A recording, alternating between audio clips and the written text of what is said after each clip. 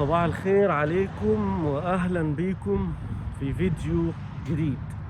بصوا النهارده الجو يا جماعه يعني شمس كدابه شويه بس مش وحش، حلو احسن من امبارح. لو كنت نزلت فيديو على الفيسبوك امبارح بس ما نزلتوش على اليوتيوب، مش حاجه كبيره قوي يعني، فعشان كده ما نزلتوش. بس شوفوا الفرق بين امبارح والنهارده. زي ما قلت لكم اكتر حاجه يعني غريبه في الولايه بتاعت نيو جيرسي او نيويورك الجو، ان هو يوم كده ويوم كده. تمام. آه مكملين بقى مع بعض احنا.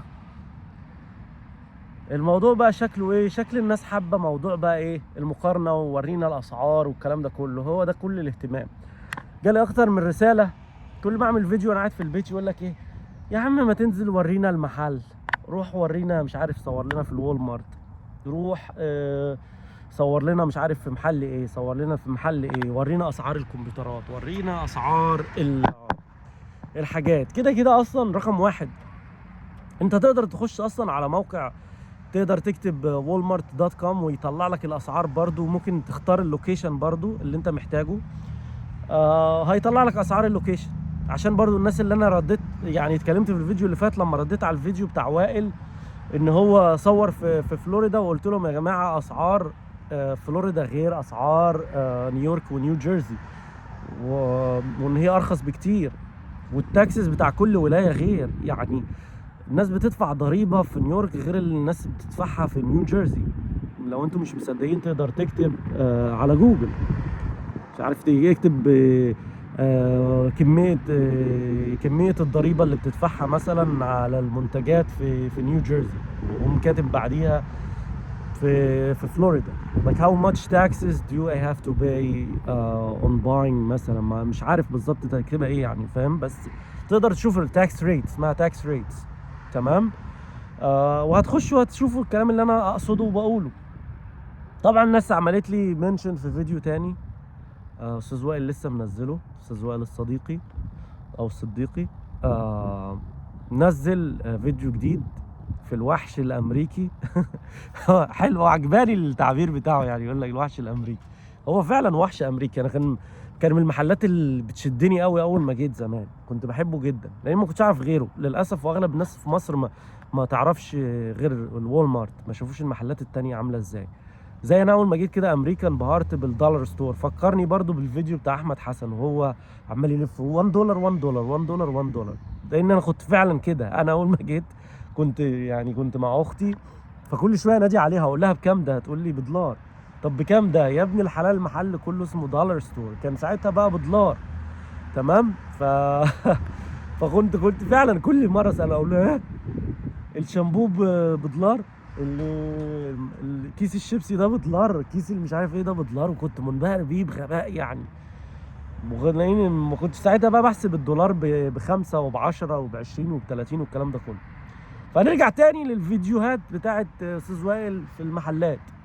انا ما عنديش مشكله مع الموضوع ده، وما عنديش مشكله ان انا اروح اصور في المحلات. ممكن انزل اصور لكم في المحلات حالا في ثواني بالحب كده، وانزل اصور لكم كل حاجه، واللحمه والفراخ والخضار والفرنتشرز والالكترونكس والحاجات زي ما هو صور لكم التلفزيونات. بس انا عاوز اوصله لكم رقم واحد، مش هي دي الصوره او طبيعه الحياه هنا. لو انت عايش كمواطن امريكي عايش بقى الحياه وبتفكر تشتري بيت واشتريت بيت وبتحوش وانفستنج يور ماني، وبتحاول بتفكر في قدام ان انت عاوز يبقى عندك بيزنس قدام وتشتغل وتعيش، استحاله ان انت هتروح الوول مارت تلف على المنتجات والحاجات زي استاذ وائل كده ما وراك. يعني مش كل الناس بتشتري الحاجات دي كلها، في ناس بتستنى. امال ليه الناس بتستنى البلاك فرايداي مثلا تجيب، وتستنى حاجات يكون نازل عليها سيل وحاجات يكون عليها كليرنس؟ وزي ما هو قال لكم في الاخر، يعني الفكره مش في الاسعار اللي انتم شفتوها دي، ده فيها اقل بكتير. في جراشات سيل زي ما هو بقول لكم، في سالفيجن ارمي، الحاجات المستعمله والكلام ده كله، محلات المستعمله بيسموها المحلات الباله والحاجات دي. تمام. فموجود كل حاجه. بس الفكره يا جماعه انتوا كده يعني المقارنه غير عادله، والناس اللي بتشوف الفيديوهات دي ما تستفادش منها باي حاجه، بتتحسر على حياه. بس انا مش عاوز حد يتحسر، لان الانسان الامريكي الطبيعي بقول لكم يا جماعه هم مش للدرجه دي، مش ماشيين يشتروا حاجات زينا زيك. زي ما انت بتقول انا عاوز تلفزيون مثلا، هجيب تلفزيون على السنه الجديده عشان انا محتاج تلفزيون جديد، هم برضو بيستنوا كليرنس. ولو في يعني في الشغل لما يبقى جايبين لنا اكل ولا حاجه، اكل ببلاش كله بيجري، يعني مفيش حد بيقول انا شبعان ولا لا شكرا لسه واكل والكلام ده كله. لا يا باشا، بكره يا جماعه في اكل جاي فري، ما حدش بيجيب اكل معاه زي ما انا قلت لكم في الفيديو القديم. مش عشان غلاء الاسعار ولا اي حاجه، الناس هنا بتحسبها، يعني مش ماشيه ترمي الفلوس، لاننا بنتعب في الفلوس. فالحاجات اللي انتوا شفتوها دي مش بنقعد نلف وراها في المحلات نجيبها كلها، الواحد هنا بيجيب عشان احتياجاته، مش تقعد تخزن. يعني مكنه قهوه زي اللي هو صورها لك، مش عشان نازله ب$9 اروح اجيبها اخزنها في البيت، يعني اعمل بيها مش محتاجها. تمام، مش محتاجه، مش هجيبها. فهي دي الفكره اللي انا كنت قلتها من كام فيديو لو انتم مركزين معايا الفتره الاخيره. اللي هو ايه، شوف احتياجاتك ايه يعني. اسمها كنت بقول ايه، واجه الغلاء بالاستغناء. الاستغناء يعني ايه؟ الحاجات اللي انت مش محتاجها ما تقعدش تجري وراها. بقيت مدمن قهوه، يعني انا بحب اشرب قهوه كل يوم ماشي. وطبعا قهوه دانكن غير قهوه ستاربكس، غير القهوه اللي في الديلي، غير القهوه اللي في البيت، غير. بس ما يعني هنا الناس مش عاوزه حد يسيطر عليهم. والله العظيم بقول لك، الناس شافت القهوه غليت، البيجل غلي، الكريم تشيز غلي، يقول لك خلاص انا هجيب معايا في البيت، ويروح يدور على محل يشوف لا الوالمارت غالي، خلينا اروح سامس كلاب، خلينا اروح كوسكو، خلينا اروح بي جيز. فاهمين قصدي؟ ف الناس مش ماشيه تشتري، او الفلوس بتجيبها بالساهل، مش بيلفوا يشتروا. في تلفزيون 24 بوصه ب90، حقيقي الاسعار كده، بس انت مش محتاجه مش هتجيبه. تمام. ده بالنسبه للحاجات اللي انتوا شفتوها.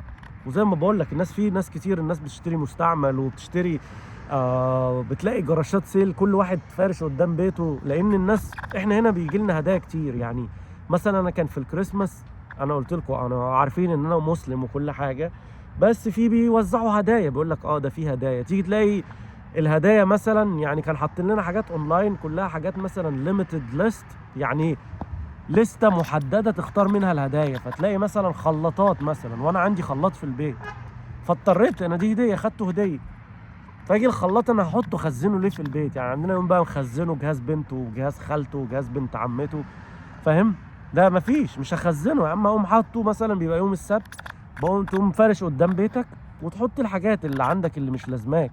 ده كان زمان تعمل جراج سيل، بتبيع حاجات عندك كلها براند نيو او جديده، عشان انت مش محتاجها. مش هقعد اخزن، شغل التخزين بتاع العرب والمصريين يعني، مش محتاجه بنرميه او بنبيعه. تمام. ودلوقتي طبعا بقى في الفيسبوك ماركت بليس، ده حاجه الناس ناسياها. الناس بتبقى عندها حاجات هدايا، بينقلوا وعاوزين يعزلوا، لان الناس بيبقى عندها حاجات بكميات كبيره. مثلا الواحد بيبقى عنده 3 تلفزيونات في البيت، 4 تلفزيونات، ينزل تلفزيون جديد يوم جايب الجديد، القديم يبقى لسه شغال. حاجات يعني، لان الناس برضو مشغوله، فالحاجات مش شغاله 24 ساعه، فبتلاقي الحاجات تفضل سليمه، الحاجات بتفضل جميله زي ما هي، فتقدر تجيبها من على الفيسبوك مثلا. يوم حاططها يقول لك، يبقى التلفزيون جايبه ب $500 مثلا، يقول لك حاطه ب $100، اي مصلحه يعني، اي سعر يطلع له. فده بالنسبه لشراء الحاجات.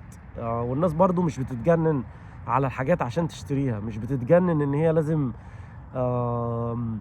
تابجريد بسرعه. يعني اللي هو ما معهوش ما يلزموش، عندهم بايوريتيز، عندهم يعني اولويات. زي ما انا قلت لكم، اهم حاجه الاولويات عندك. انت اولوياتك ايه؟ عاوز تسافر، عاوز تشتري بيت جديد، عاوز تجيب عربيه جديده، عاوز تنقل من شغل لشغل. مش ماشيه كده بالهلولي، ماشيه بالتظبيط. لازم كل حاجه تبقى مترتب لها ومعمول لها حساب. يعني لا ده انا هعمل كذا كذا، لازم انت تبقى مرتب وعامل حساب للي انت هتعمله، او الخطوه اللي جايه. ماشي. اخر بقى حاجه في الفيديو، يعني عشان نقفل القصه بتاع المقارنه دي.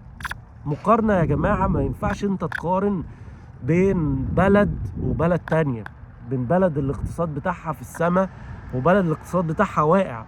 ماشي. بين بلد الرواتب والدخل فيها عالي لبلد الدخل فيها ميت خالص. يعني انت برضو ما ينفعش تقارن زي ما هم مسمين دلوقتي الناس بتوع ايجيبت والناس بتوع مصر. فاهمين؟ انا لما نزلت رحت اكتر من مكان في التجمع الخامس في مدينتي، في الحاجات دي شفت اسعار وحاجات، والناس بتصرف، ناس معاها فلوس. فعشان كده ما ينفعش تقارن نفسك مثلا، تقارن بين عمرو اديب وواحد عايش في مساكن معرفش ايه. تمام، دول بيئه وطبقه ودي طبقه تانية، فالمقارنه هتبقى غير عادله. يعني انت بتقول واحد بياكل واحد ما بياكلش خالص، ده نفس الكلام. اما كده لما انا اطلع اعمل مقارنه او اوريكم يبقى انا كده بذلكم او بتريق عليكم، لان المقارنه غير عادله. فاهمين؟ فاللي عاوز يتفرج على الفيديوهات دي عشان يعني نفسه يشوف حاجات مثلا في محلات ما شافهاش في محلات عندكم، انا ما عنديش مانع نعملها. انما ان احنا نخش في مقارنه والبيض عندك بكذا والبيض عندي بكذا والبطاطس عندك بكذا والبطاطس عندي بكذا، ملوش اي لازمه. ده شغل يعني كيد، بنكيد في بعض وبنضايق في بعض. طبعا كل واحد حر، كل واحد حر في فيديوهاته وفي المحتوى بتاعه. بس انا بقول لكم انا واحد من الناس انا ما بحبش تقديم حاجه زي كده. يعني على قناتي المتواضعه انا مش بقارن نفسي برضو بحد عنده مليون وعنده 2 مليون و5 مليون. انا الحمد لله القناه على قدها، بس مفيش مشكله برضو اي حاجه انا هقدمها مش حابب يكون فيها تاليف، وبرضو حاجه عباره عن رايي الشخصي. يعني انا مش بتكلم في حاجه اجباري، يعني ده رايي الشخصي وانت تقدر تتقبله او ما تتقبلوش. لو كملت الفيديو للاخر شكرا لمتابعتك، وفعلوا الجرس يا جماعه. ما اعرفش في حاجه غلط في اليوتيوب عندي، المشاهدات اصلا كلها جايه من بره، فشكل الناس اللي عندي مش بيجي لها نوتيفيكيشنز او ما بيشوفوش اصلا او عملوا لي سبسكرايب بالغلط. ف نشوفكم في فيديو جديد ان شاء الله. مع السلامه.